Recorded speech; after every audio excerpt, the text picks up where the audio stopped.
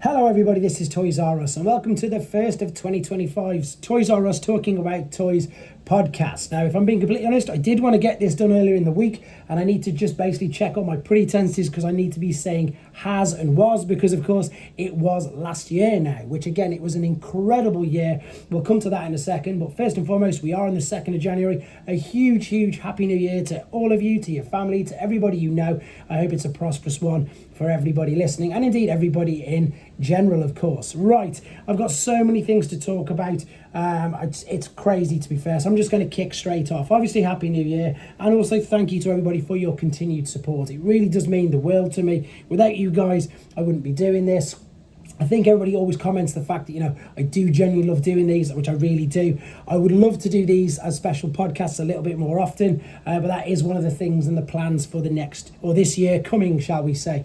I've got some interviews lined up. I've got some special Q&As, all things like that. So lots of things to look forward to regarding these particular podcasts. Right, so of course, last year was the 40th anniversary. I think we were completely blown away. I was, especially by I'm not going to say the enormity of it all. I just think by the fact that we were just totally spoilt, absolutely totally spoilt by so many toy lines. Now, I am hoping that it does sort of calm down a little bit this year. However, I can't see the signs of that happening. It just seems to be crazy. It just seems to be absolute full throttle. And I think next year could be even worse because, of course, it's the 40th anniversary of the 86 movie. But, it's all positives. The beauty of this thing is, the beauty of the anniversary is that, as we've seen from every company, not just Hasbro, the fact that all of the figures, all of the characters, any ones that people want, they're just being covered. I haven't found anything that's not really being covered at the moment. I suppose apart from practically maybe alternators, but let's be honest, the Knight Rider crossover was in fact the alternator size, and whether or not people want them rebooting, I don't know anyway. But I'm just literally thinking off the top of my head, again, especially during Legacy. They even did Beast Wars Neo, stuff like that, which I don't have any clue about, even though I love the Japanese continuity of G1. They just covered all bases, and not just that. As I say, third-party companies, Iron Factory, for example, gave you samurai versions of your favourite characters. New Age just continued churning out 5-6 versions of every single figure that they produce. So you had the choice of G2, G1, comic, cartoon, shattered glass, translucent. It was just a crazy year for figures, and as I say, I'm still trying to catch up with regards to all of them. The same for merch, the same for events, the same for absolutely everything, with it being the 4th anniversary, and with the fact that I was lucky enough 40 years ago to be a child and to receive, as you say, Optimus Prime, etc. for Christmas. It's just crazy that we've gone full circle, and the fact, of course, Missing Link Prime was just incredible, and it proves how much, I suppose, of the, what's the word I'm after trying to say, how big a market perhaps people my age are, because let's be honest, that was totally targeted at us, and I believe that Takara are on their 3rd run now of Missing Link convoys, which was 01 and 02. Remember, they all sold out, and they did another batch, there was some more, then they all sold out, and now they're doing even more. The reason why I know this is because Shosey's got some more pre-orders up, so anybody who missed out, it looks like they're just going to completely just keep redoing them, and why wouldn't they? Because if it's that popular, then they absolutely should do that. The same reason I think that Missing Link is going to continue way into the future. I can't see them stopping it, purely because, again, the market for us is huge. Again, another, I suppose, comment or a fact that I got from chatting with Evan at the MCN, which I'll talk a bit more about later, that I was talking to him about, top selling figures and stuff, and he was saying that 3 of the top selling 5 figures of the year, and this was in October, the end of October already, was Studioseries 86 figures, and of course they are pretty much aimed at 40-something-year-olds, maybe. But I know, of course, lots of younger collectors do collect them and they do love them with the same sort of passion as us. But let's be honest, I think that toy line is definitely aimed at the more adult market, and it's really interesting to find that 3, maybe even more of them, by the time we got to the end of the year, were Studioseries 86 figures. So as I say, it's great that we're getting that. I think they completely, not flooded, but they just completely won the hearts of everybody, and so many collectors. And let's be honest, how many Studioseries 86 figures sold out this year where people couldn't get them? And even the ones from the last couple of years, obviously your Grimlocks, Ultra Magnus, Optimus Prime, there's still people saying that they can't get them, but again, they are still making them. So Bumblebee as well at one particular point. So I think Studioseries 86 again looks to be incredibly popular and indeed incredibly exciting coming up in the future. I'm not going to say it's a negative. I think the only thing that will spark a load of, I suppose, discussions, etc., again, will be Megatron, but for me, it is what it is. As long as he looks like what he did in the cartoon, I'm not particularly bothered. Again, New Age have managed to take care of the if people really are, so insistent that he has to transform into his original G1 alternate mode, then you've got a choice, which again is great. But I think, and let's be honest, I would imagine, and I'm sure I'm speaking for 99.99% of the population of the people who are going to get him, and even if they didn't get him, they would be displaying him in robot mode anyhow. So for me, as I say, that's always been the end of the argument for myself. Again, he always was, a handgun for me in Generation 1. He was, and I'm lucky enough that I've got quite a few Megatrons, but he looks pretty cool as a tank, and I'm quite happy with that, to be fair. So, right, I want to discuss and thank everybody again. Because of you guys, I got the crazy opportunities this year. I did MCN in, is it April or May? I did it in October. I've done a couple of things with Hasbro. I've just had the most amazing whirlwind year with regards to everything, and it's really nice to see all the comments. Everybody's telling me that I deserve it, etc. I still look at it, okay, I've moved bedrooms at home, etc. I still look at myself as little old me sitting on a bedroom floor making videos, or in this case, sitting in a changing room at work making videos. So, but it's down to you guys. It's down to the fact that all your nice comments, etc. And of course, it's down to Hasbro. Thank you very much for them to inviting me, etc. But it wouldn't have happened if it hadn't been for you guys in the first place. Again, that whole weekend working with Evan was just crazy. Fingers crossed that's going to continue into this year. And of course, the opening of the shop, that was a crazy, huge, massive honour, an opportunity for me to do that, to go down to London, to be there the day before it opened as part of the main opening. And as I said, I've got a really strong relationship with everybody there, and everybody that's affiliated with it. Expect lots of visits for me going down there this year, lots of things, lots of events. And again, just to reassure you guys, I'm sure you've seen, if you haven't seen my Instagram or the shorts I've been putting up, everybody was asking for figures. They've got the YOLO Park figures. They've got all of Legacy in. Studioseries are on the way. They're just again, it's teething. It's getting feedback. They always did plan on having figures, but I think what makes it I really enjoyed the fact that it wasn't just figures.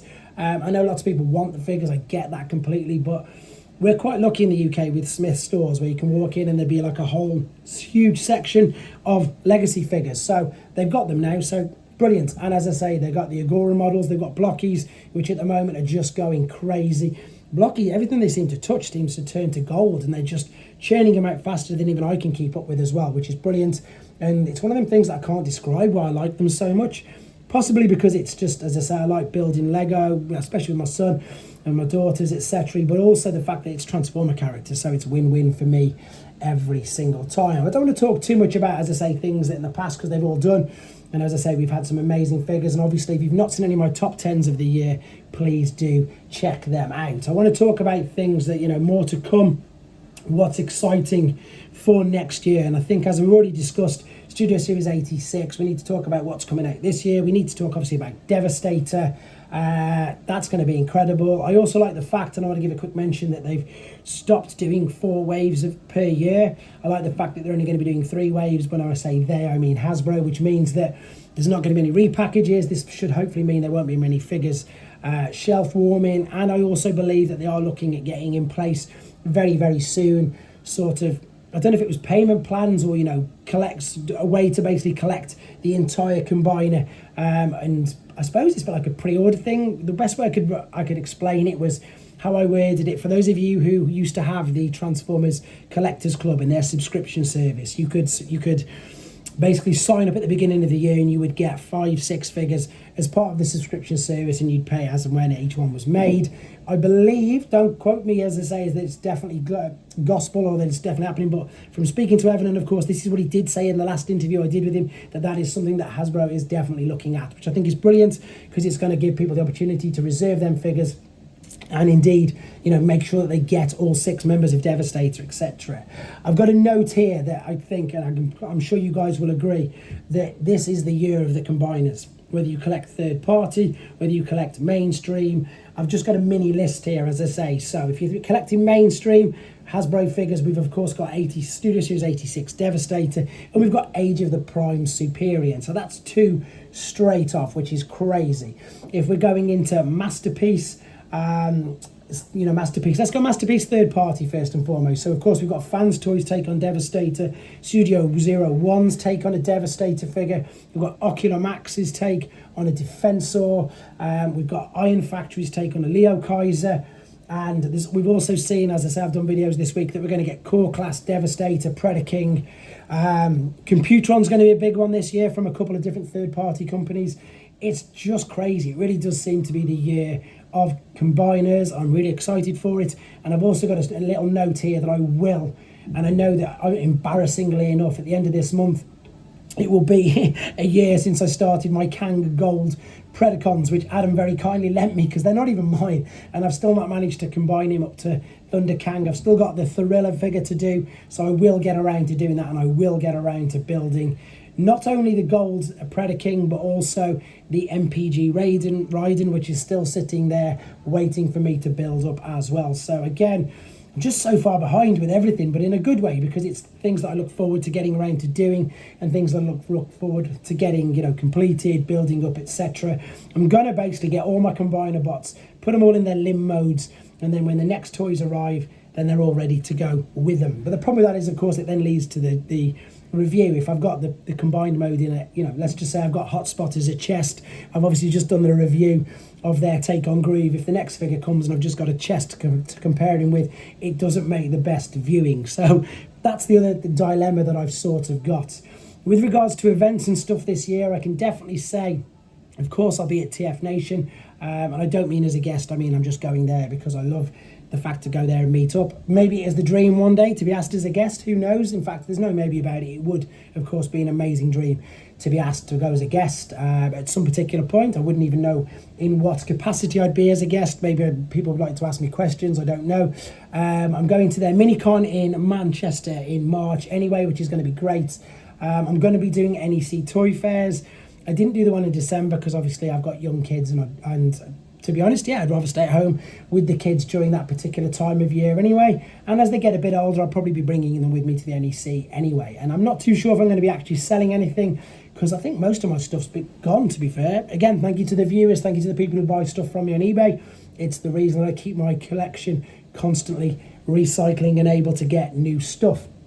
Talking of new stuff, we have to talk about that giant Metroplex, which just, again, is absolutely insane. It is available on Show Z. It looks incredible.